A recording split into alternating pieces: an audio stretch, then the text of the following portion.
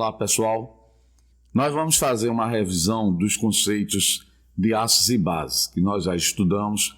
Então, eu disponibilizei para vocês esse mapa mental. E aí nós vamos analisar as principais ideias dos 3 modelos de ácidos que nós vimos, conceitos de ácidos e base.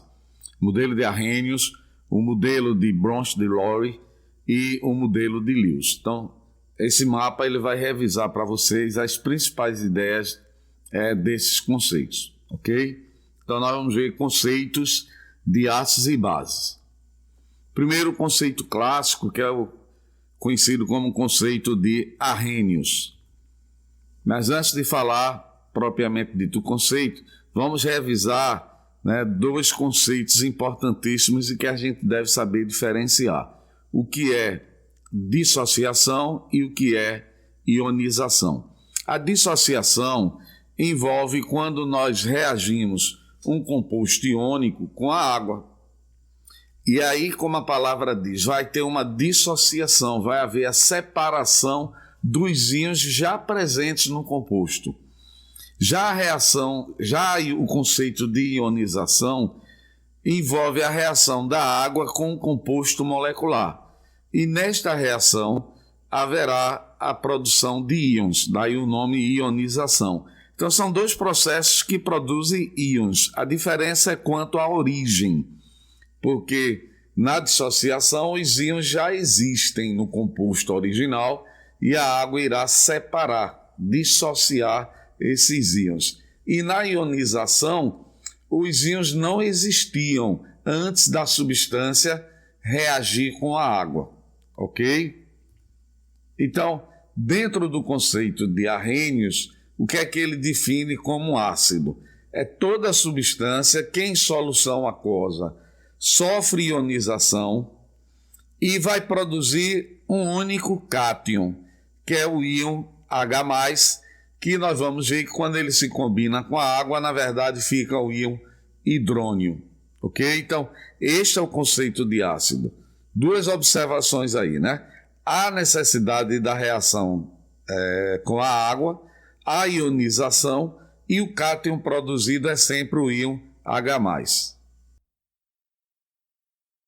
Um exemplo, a ionização do ácido clorídrico, que quando em presença da água, vai liberar o íon H+, que na verdade não fica livre em solução, ele se combina com a água, produzindo o íon H3 ou mais. Esta é a equação correta que representa a ionização do ácido clorídrico. Base, ainda dentro do conceito de Arrhenius, são substâncias que em solução aquosa. Isso é bem importante frisar, né? O conceito de Arrhenius define as substâncias ácidas e básicas quando estão em presença da água. No caso do ácido, o cátion liberado é sempre o H+. E no caso de uma base, é liberado sempre o ânion ou H-, o hidróxido ou hidroxila. Ok, pessoal? Então, isso são as ideias principais de ácido e base segundo Arrhenius. Aqui voltando, mostrando a dissociação do hidróxido de sódio, porque ele já é um composto iônico formado pelo cátion sódio e a oxidrila, e a água vai dissociar os íons sódio e oxidrila. Então, isso são as ideias principais do conceito de Arrhenius. Vamos ver agora o conceito de Bronsted e Lowry. Primeiro diferencial, não há a obrigação de estarmos em solução aquosa, ok? E de acordo com o conceito de Bronsted, ácido é toda a substância que vai doar prótons, que é representado pelo H+. O H+, o hidrogênio tem número atômico 1, H+, está dizendo que ele perdeu um elétron, então é apenas o próton. Então, de acordo com esse conceito, o ácido é a substância que doa o H+. Um exemplo aqui para vocês. Eu vou colocar logo o conceito de base, porque a gente analisa o exemplo completo. A base, segundo Bronsted, é a substância que recebe o próton, recebe o H+. Então veja um conceito totalmente diferente do conceito de Arrhenius. Ele é mais amplo, Não há a obrigação da presença da água. O critério vai ser se a substância está recebendo o íon H+, que é o próton, ou se está doando, tá certo? Vamos analisar esse exemplo aqui. A água com a amônia. Aí forma o hidróxido de amônio, que é NH4+, mais a oxidrila. Eu vou examinar essa reação no sentido direto, que é o sentido da esquerda para a direita. Veja, é fácil você identificar quem está recebendo ou quem está doando o próton. Porque veja desse lado, eu tenho H2O. Do outro lado, a gente só tem o OH-, indicando que a água, quando reage com amônia, ela perde o H+. Porque se era H2O, tinha 2 hidrogênios, se transforma em OH-, só tem um. E o outro hidrogênio? O outro H+, é recebido pela amônia, porque, veja, você tem NH3 e do outro lado você vai ter o NH3 com H+, NH4+. Ou seja, está bem característico nesse exemplo que nessa primeira reação a água se comporta como um ácido porque está doando para o NH3 o íon H+.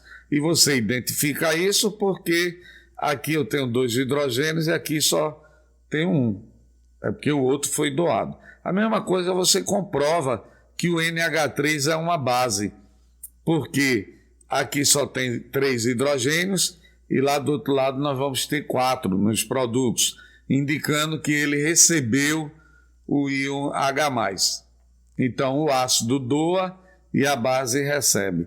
Um outro exemplo, esse ácido, ele é um ácido orgânico chamado ácido fórmico ou metanóico. Veja que eu tenho HCO2H. E quando eu vejo que apareceu dele do outro lado, que sobrou, HCO2 e está faltando um hidrogênio.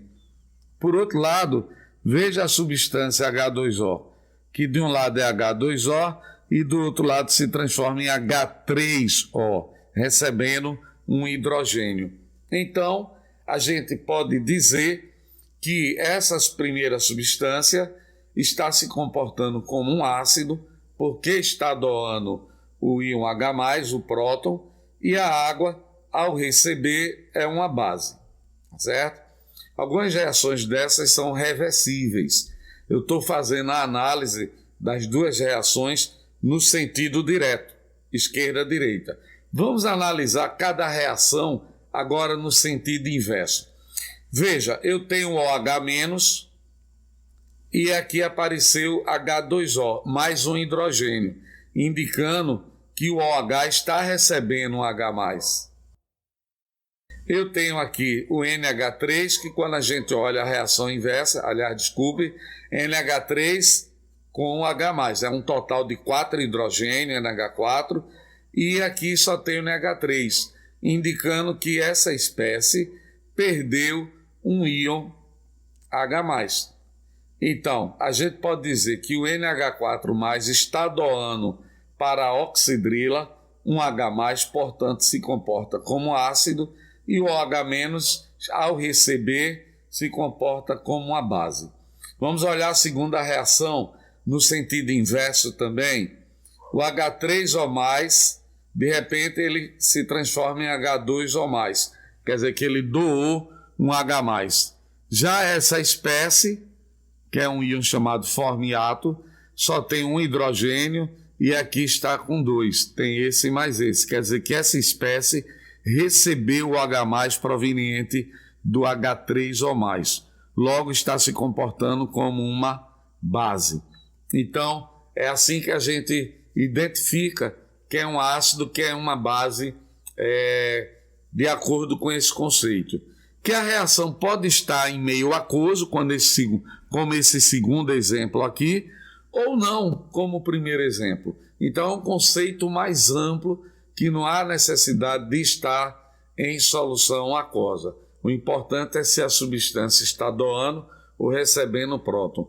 Um outro conceito, para a gente finalizar, Veja a diferença do ácido H2O para a base OH-. É um par ácido-base. E veja que a diferença entre eles é de apenas um H+. Então, esse par de um ácido e uma base, cuja diferença entre eles é apenas um I e um H+, eles formam o que a gente chama um par conjugado ácido-base. Então, veja que é diferente daqui. Eu tenho um ácido e uma base, mas eles não são um par ácido-base conjugado. Porque aqui eu tenho NH3, aqui eu tenho H2O. Embora a diferença, você olha, mas tem 3 hidrogênios, tem um. Não, mas tem 2, é a substância.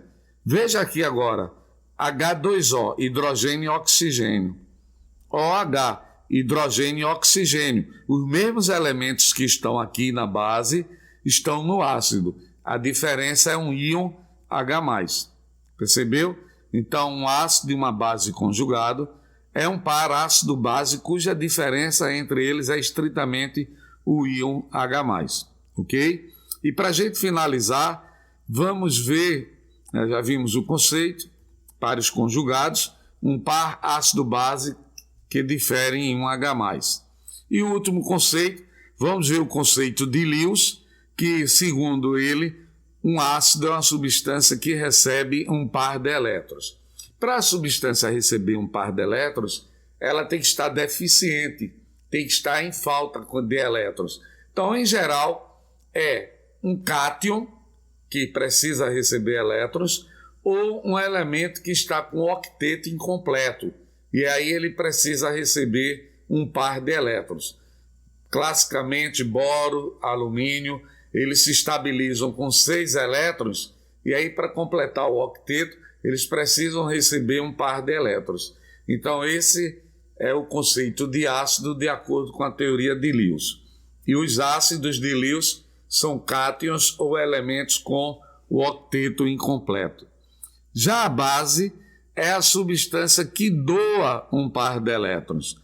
Para doar par de elétrons tem que ter elétrons disponível. Quem é que tem elétrons disponível? Ânions e elementos que estão com um par de elétrons isolado. Após fazer a ligação, ele ainda está com um par de elétrons disponível isolado.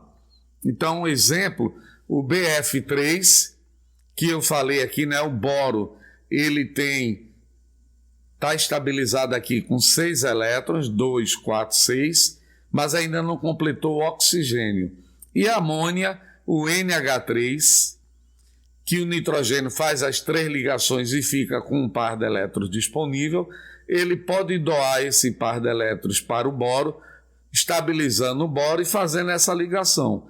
Então, nesta reação, como o boro, o BF3, recebeu um par de elétrons, então é classificado como um ácido de Lewis. E o NH3, que doou, é classificado como uma base de Lewis. Então, gente, essa é o conceito, né, que nós queríamos revisar. Vocês já têm um material para ser trabalhado em termos de exercícios, ok? Então, nos vemos no próximo encontro.